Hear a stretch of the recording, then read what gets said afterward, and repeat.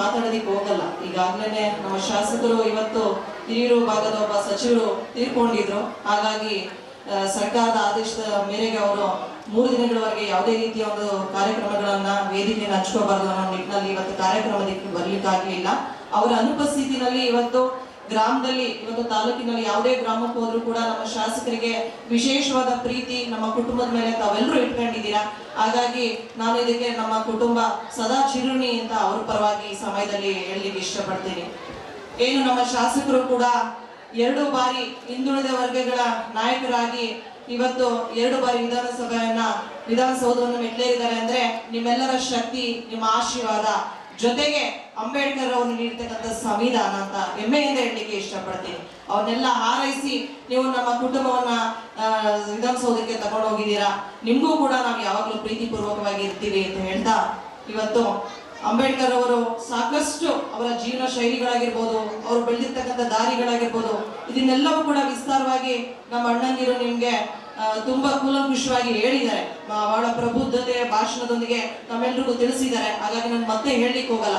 But ಒಂದಂತೂ ಹೇಳೋದಕ್ಕೆ ಇಷ್ಟಪಡ್ತೀನಿ, ಏನು ನಮ್ಮ ಯುವಕರು ಇಲ್ಲಿ ಇದ್ದೀರಾ, ನೀವೆಲ್ಲರೂ ಕೂಡ ವಿದ್ಯಾವಂತರಾಗಬೇಕು. ಇವತ್ತು ಗ್ರಾಮಗಳಲ್ಲಿ ಇರ್ತಕ್ಕಂಥ ನಮ್ಮೆಲ್ಲ ಮಕ್ಕಳು, ಏನು ನಮ್ಮ ಮಕ್ಕಳನ್ನ ಓದಿಸ್ತಾ ಇದೀವಿ, ನೀವು ಅವ್ರಿಗೆ ಒಂದು ಶಿಕ್ಷಣವನ್ನ ಉತ್ತಮವಾದ ರೀತಿಯಲ್ಲಿ ಕೊಡಿಸ್ಬೇಕು. ಪ್ರತಿ ಮನೆಯಲ್ಲೂ ಕೂಡ ಒಂದು ಸಂವಿಧಾನದ ಪುಸ್ತಕವನ್ನ ಇಡಬೇಕು.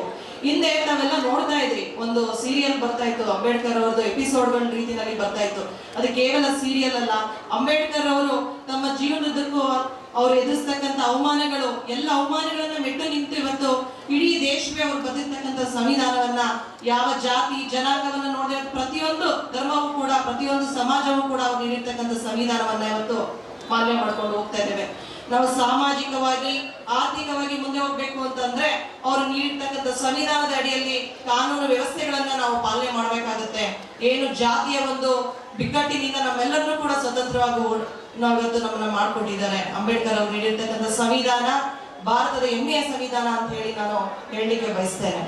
ಇವತ್ತು ನಾವು ನಡೆಯತಕ್ಕಂಥ ದಾರಿ ಆಗಿರ್ಬೋದು, ಒಂದು ಸ್ವತಂತ್ರವಾಗಿ ನಾವು ತಲೆ ಎತ್ತಿ ಹೋಗ್ತಾ ಇದೀವಿ. ಒಂದ್ ಕಡೆ ಹೋಗಿ ನೀರು ಕುಡಿಲಿಕ್ಕೂ ಕೂಡ ಅವತ್ತು ನಮ್ಗೆ ಸ್ವತಂತ್ರ ಇರ್ಲಿಲ್ಲ. ಇವತ್ತು ಆ ಒಂದು ಜಾತಿ ವ್ಯವಸ್ಥೆಯನ್ನ, ಕಟ್ಟುಪಾಡನ್ನ ಇವತ್ತು ತೊಡೆದಾಕಿ ಇವತ್ತು ನಾವು ಒಂದು ಹಂತ ಮುಂದೆ ಇದ್ದೀವಿ ಅಂದ್ರೆ ಇದಕ್ಕೆ ಕಾರಣ ಅಂಬೇಡ್ಕರ್ ಅವರ ಸಂವಿಧಾನ. ಇದೆಲ್ಲರೂ ಕೂಡ ನೀವು ಅರ್ಥಕೊಂಡು ನಿಮ್ಮ ಮಕ್ಕಳನ್ನ ಶಿಕ್ಷಿತರನ್ನಾಗಿ ಮಾಡಿ. ಅಂಬೇಡ್ಕರ್ ಅವ್ರ ಮಾತು ಹೇಳ್ತಾರೆ, ಶಿಕ್ಷಣವನ್ನ ಕೊಡಿಸಿ ಶಿಕ್ಷಿತರನ್ನಾಗಿ ಮಾಡಿ. ನಿಮ್ಮೆಲ್ಲರ ಬಲ, ನಿಮ್ಮೆಲ್ಲರ ಒಂದು ಶಕ್ತಿ ಒಗ್ಗಟ್ಟಾಗಿರ್ಲಿ, ಸಂಘಟನೆಯನ್ನ ಮಾಡಿ ಸಂಘಟಿಸಿ ಅಂತ ಹೇಳ್ತಾರೆ. ಇದೆಲ್ಲ ಒಂದು ಸಂಘಟನೆಯಿಂದ ಬಲ ಹೆಚ್ಚಾಗಿ ನೀವು ಹೋರಾಡಬೇಕು. ಯಾವುದೇ ಸಾಮಾಜಿಕ ನ್ಯಾಯವನ್ನ, ಮಾನವ ಹಕ್ಕುಗಳನ್ನ ನಾವು ಪ್ರಶ್ನೆ ಮಾಡಬೇಕು. ವಿಶೇಷವಾಗಿ ಮಹಿಳೆಯರು, ನಮ್ಮ ಮಹಿಳೆಯರಿಗೂ ಕೂಡ ಸಬಲೀಕರಣ ಆಗ್ಬೇಕು ಅಂತ ಹೇಳಿ ಮಹಿಳೆಯರ ಒಂದು ವಿಚ್ಛೇದನ ಆಗಿರ್ಬೋದು. ಬಹಳ ಹಿಂದೆ ಮಹಿಳೆಯರು ಈಗ ಗಂಡ ಸತ್ತಾಗ ಸತಿ ಸಹಗಮನ ಪದ್ಧತಿ ಅಂತ ಹೇಳಿ ಒಂದು ಪದ್ಧತಿ ಇತ್ತು. ಗಂಡ ಸತ್ತು ಕೂಡಲೇ ಹಿಂದೆನೆ ಹೆಂಡತಿನೂ ಕೂಡ ಒಂದು ಚಟೆಯಲ್ಲಿ ಇಡಿಸಿ ಅವ್ರನ್ನ ಸುಡ್ತಕ್ಕಂಥ ಒಂದು ಪದ್ಧತಿ ಕೂಡ ಇತ್ತು. ಇದನ್ನು ಕೂಡ ನಿರ್ಮೂಲನೆ ಮಾಡಿದಂಥವ್ರು ಅಂಬೇಡ್ಕರ್ ನೀಡಿರ್ತಕ್ಕಂಥ ಒಂದು ಸಂವಿಧಾನ. ಹಾಗಾಗಿ ಇದನ್ನೆಲ್ಲ ಅರ್ಥಕೊಂಡು ನಿಮ್ಮ ಮಕ್ಕಳಿಗೆ ಉತ್ತಮವಾದ ಶಿಕ್ಷಣವನ್ನ ಕೊಡಿಸಿ ಅವರ ಅವಕಾಶಗಳನ್ನ ಅವರ ಮುಂದಿನ ದಿನಗಳಲ್ಲಿ ಖಂಡಿತ ತಗೊಳ್ತಾರೆ ಅಂತ ಹೇಳ್ತಾ, ಶಿಕ್ಷಣ ಮತ್ತು ಆರೋಗ್ಯಕ್ಕೆ ತಾವೆಲ್ಲರೂ ಹೆಚ್ಚು ಒತ್ತನ್ನ ಕೊಡಬೇಕು. ನಮ್ಮ ಪೋಷಕರು ಹೆಚ್ಚಾಗಿ ಬಂದಿದ್ದೀರಾ, ತಮ್ಮ ಮಕ್ಕಳನ್ನ ಒಂದು ಗಮನ ಹರಿಸ್ಬೇಕು. ನೀವು ಈಗ ಹೆಚ್ಚಾಗಿ ಫೋನ್ ಬಳಕೆಯಿಂದ ಮಕ್ಕಳು ವಿದ್ಯಾಭ್ಯಾಸದ ಕಡೆ ಗಮನ ಹರಿಸ್ತಾ ಇಲ್ಲ.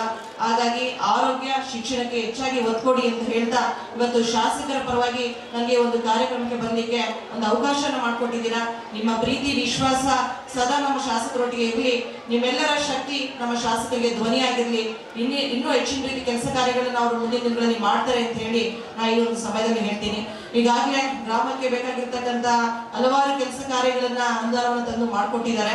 ಈಗಲೂ ಕೂಡ ನಮ್ಮ ಅಣ್ಣವರು ಒಂದು ಪಟ್ಟಿಯನ್ನ ಕೊಟ್ಟಿದ್ದಾರೆ. ಖಂಡಿತ ನಾನು ಅದನ್ನು ಕೂಡ ನಮ್ಮ ಶಾಸಕರಿಗೆ ತಿಳಿಸಿ ಯಾವ ಕೆಲಸಗಳನ್ನ ಮಾಡ್ಬೇಕು ಅಂತ ಹೇಳಿ ಚರ್ಚೆಯನ್ನ ಮಾಡಿ ಅವರು ಸಂಬಂಧಪಟ್ಟ ಇಲಾಖೆಯೊಂದಿಗೆ ಮಾತಾಡಿ ಖಂಡಿತ ಕಾರ್ಯಗಳನ್ನ ಮಾಡ್ಕೊಳ್ಳುವಂತ ಕೆಲಸ ಕಾರ್ಯಗಳನ್ನ ಪ್ರಾಮಾಣಿಕವಾಗಿ ಶಕ್ತಿ ಮೀರಿ ಮಾಡ್ತಾರೆ ಅಂತ ಹೇಳಿ ಈ ಸಮಯದಲ್ಲಿ ಭರವಸೆಯನ್ನ ಕೊಡ್ತೀನಿ.